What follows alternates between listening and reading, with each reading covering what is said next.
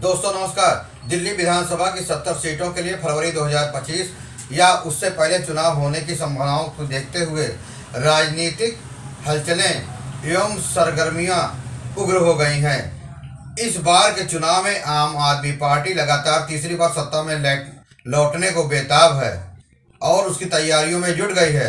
वहीं भाजपा कांग्रेस इस बार सत्ता में वापसी की तैयारी में जुटी हुई है। भाजपा दिल्ली विधानसभा चुनाव दूसरे प्रांतों की ही भांति बिना किसी मुख्यमंत्री के चेहरे के लड़ने का मन बना चुकी है। केंद्र सरकार की योजनाओं को जनता के बीच रखेगी। पार्टी का मानना है कि लोग प्रधानमंत्री नरेंद्र मोदी के नेतृत्व से प्रभावित हो सकते हैं। दिल्ली में भाजपा के पास एक से एक मजबूत नेता हैं, लेकिन इनमें से कोई भी नेता मुख्यमंत्री के रूप में पार्टी के लिए पेश नहीं किया जा रहा है। भाजपा दिल्ली में अपनी जीत सुनिश्चित करने के लिए नए तरीके से चुनावी तैयारियों में जुट चुकी है। वहीं कांग्रेस अपनी खोई जमीन को हासिल करने के लिए जद्दोजहद करती हुई दिखाई दे रही है। निश्चित ही इस बार का दिल्ली चुनाव आक्रामक एवं संघर्षपूर्ण त्रिकोणात्मक होगा। आम आदमी पार्टी कांग्रेस और भाजपा की चुनावी जंग में कौन सत्ता का ताज पहनेगा या भविष्य के गर्भ में है।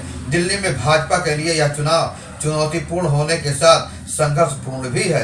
2015 और 2020 के विधानसभा चुनाव में जहां पार्टी को शानदार प्रदर्शन की उम्मीद थी, उससे आम आदमी पार्टी से हार का सामना करना पड़ा।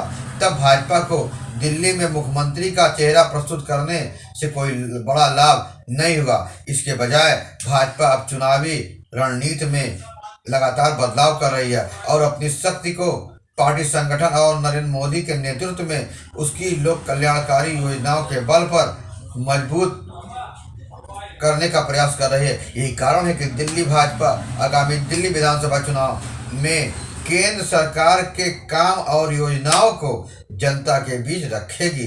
पार्टी के रणनीतिकारों का मानना है कि दिल्ली के लोग इससे ज़्यादा प्रभावित हो सकते हैं, खासकर जब बात विकास, सुरक्षा, शिक्षा, चिकित्सा और मुद्दों की हो। अगर भाजपा बिना किसी प्रमुख चेहरे के चुनाव लड़ती है तो यह असमंजस की स्थिति बनने की संभावनाएं तो पैदा कर ही सकती हैं।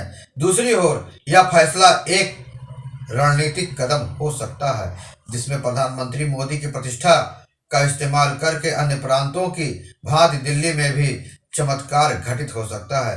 भाजपा ने यह भी तय किया है कि दिल्ली की जनता को बताया जाएगा कि दिल्ली के मुख्यमंत्री अरविंद केजरीवाल ने उनके साथ वादा खिलाफी की है। वे बेहतर स्वास्थ्य सेवाएं, शिक्षा, सड़कों की स्थिति में सुधार का वादा करके उन्हें जर्जर करते रहे हैं।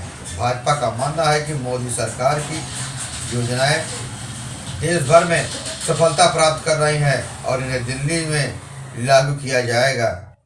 भाजपा को दिल्ली में हमेशा मिडिल और हार्ड मिडिल क्लास के लोगों की पार्टी माना जाता है।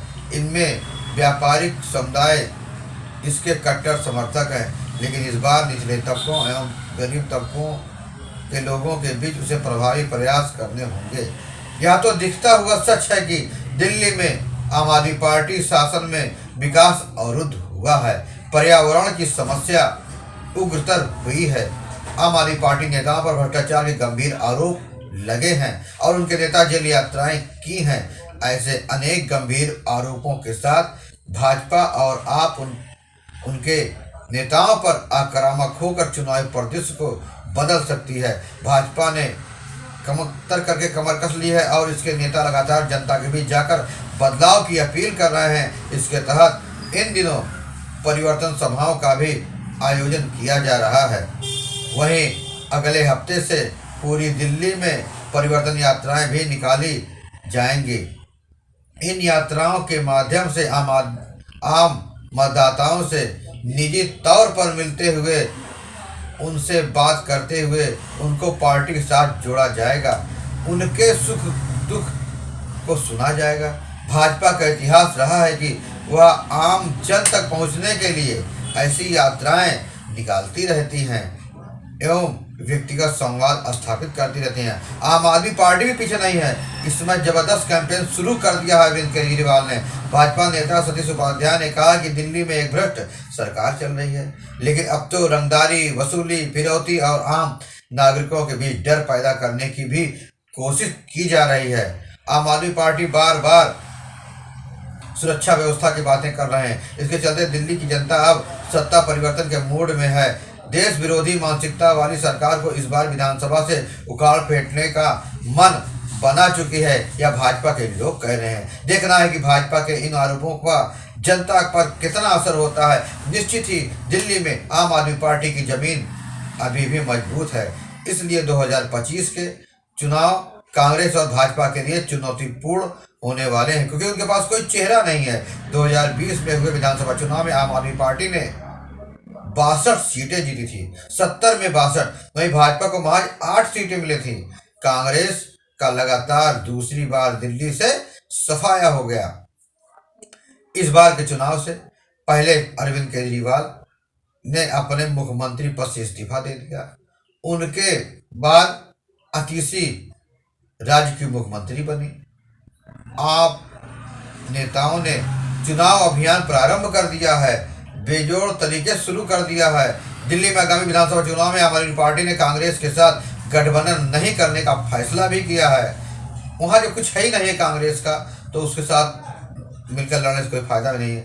आम आदमी पार्टी ने पिछले 2 विधानसभा चुनाव में भारी अंतर से जीत हासिल की है। आम आदमी पार्टी के आंतरिक सर्वेक्षण बताते हैं कि आम आदमी पार्टी इस बार आसानी से जीत की ओर बढ़ रही है। इस स्थिति में आम आदमी पार्टी क्यों कांग्रेस और अन्य पार्टियों के साथ गठबंधन करेगी? आम आदमी पार्टी अभी भी निम्न मध्यम वर्ग और झुग्गी झोपड़ियों के इलाकों में काफ़ी लोकप्रिय है। आम आदमी पार्टी का वोट शेयर पहले की तुलना में बढ़ा है। कांग्रेस कमजोर हुई है। हालांकि 2013 में के पहले चुनाव के बाद आम आदमी पार्टी का वोट शेयर लगातार बढ़ता रहा है, जबकि पिछले 10 में कांग्रेस को वोट देने वालों की संख्या में काफ़ी कमी आई है। आम आदमी पार्टी ने 2013 में अपने आश्चर्यजनक प्रदर्शन के साथ कुल मतदाता का 29% वोट प्राप्त किया। पार्टी को 70 में से 28 सीटों पर जीत मिली। आम आदमी पार्टी ने कांग्रेस के वोट बैंक में सेंध लगाई है। इससे कांग्रेस का वोट शेयर घटकर 24.5% और सिर्फ 8 सीटों के साथ तीसरे स्थान पर आ गई है। इसके बाद 2015-2020 के विधानसभा चुनाव में कांग्रेस का वोट शेयर क्रमशः 9.7% और 4.3% तक गिर गया। वहीं आम आदमी पार्टी ने 54.6% और 53.6% वोट शेयर के साथ भारी जनादेश हासिल किया। लेकिन इस बार विधानसभा चुनाव में कांग्रेस आम आदमी पार्टी के बीच गठबंधन न होने का फायदा भाजपा को मिलता हुआ दिख रहा है। असल में आम आदमी पार्टी के वोट कांग्रेस ही काटेगी। कांग्रेस एक पुरानी राजनीतिक पार्टी है जिसका दिल्ली में व्यापक जनाधार है, लेकिन वह कितना सफल होगी ये तो आने वाला वक्त ही बताएगा। इसकी मरीचिका बनती जा रही है। कौन जीतेगा कौन हारेगा, अपनी स्वतंत्र पहचान की खोती रही है। आखिर कमजोर सियासी बैसाखियों के सहारे कैसे जीत को सुनिश्चित कांग्रेस कर सकती है। कांग्रेस की एक और विडंबना है कि वह जरूरी मुद्दों को उठाने के बजाय मोदी विरोध का ही राग अलप रही है, जिससे जनता नाखुश भी है। मुद्दों के बियाबान में भटकती और फिर स्टैंड बदलती नजर आती है तो उसके केंद्रीय नेतृत्व और रणनीतिकारों पर तरस भी आती है, जबकि कांग्रेस के जमीनी नेताओं के पास रणनीति और जनाधार दोनों है। इसलिए उसके जमीनी नेता व्यक्तिवादी मिशन में सफल रहे, लेकिन कांग्रेस दिन ब दिन डूबती चली गई। आपको यह जानकारी कैसी लगी? फिर मिलेंगे नई जानकारी के साथ, नई खबरों के साथ। तक आप स्वस्थ रहे, सुरक्षित रहे। धन्यवाद।